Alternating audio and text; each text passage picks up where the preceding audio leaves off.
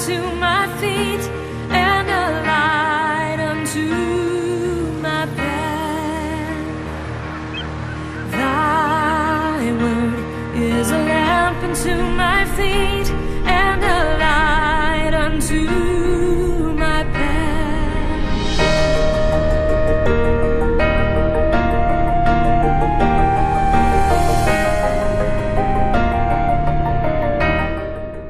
First reading. A reading from the book of Micah, chapter 5, verses 1 to 5. Now you are walled around with a wall. Siege is laid against us. With a rod they strike the ruler of Israel upon the cheek. But you, O Bethlehem of Ephrathah, who are one of the little clans of Judah, from you shall come forth for me one who is to rule in Israel, whose origin is from of old, from ancient days. Therefore he shall give them up until the time when she who is in labor has brought forth. Then the rest of his kindred shall return to the people of Israel. And he shall stand and feed his flock in the strength of the Lord, in the majesty of the name of the Lord his God. And they shall live secure. For now he shall be great to the ends of the earth, and he shall be the one of peace. The word of the Lord.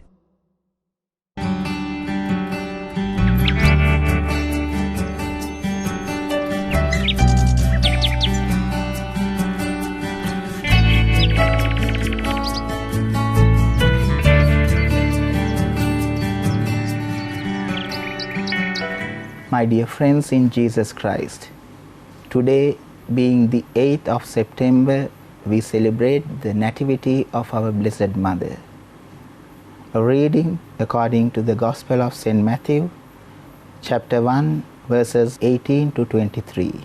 This was how the birth of Jesus Christ took place. His mother Mary was engaged to Joseph, but before they were married, she found out that she was going to have a baby by the Holy Spirit. Joseph was a man who always did what was right, but he did not want to disgrace Mary publicly, so he made plans to break the engagement privately. While he was thinking about this, an angel of the Lord appeared to him in a dream and said, "Joseph, descendant of David, do not be afraid to take Mary to be your wife, for it is by the Holy Spirit that she has conceived. She will have a son, and you will name him Jesus, because he will save his people from their sins." Now all this happened in order to make come true what the Lord had said through the prophet. A virgin will become pregnant and have a son, and he will be called Emmanuel, which means God is with us. The Gospel of the Lord. My dear friends in Jesus Christ, today we celebrate the Nativity of our Blessed Mother, and today's Gospel reading gives us the genealogy of Jesus Christ. If you have listened very carefully, in this genealogy of Jesus Christ, the Messiah, the Redeemer of the whole world, amidst all these names, there were 4 names of women mentioned. Actually, there were 5, excluding our Blessed Mother. There were 4 names of women. First one, Tamar, then the second, Rahab, third, Ruth, and the fourth one is the wife of Uriah. We read in the Old Testament all these 4 women, all these 4 characters, they were considered to live a life of immorality. Their lives were immoral except for Ruth.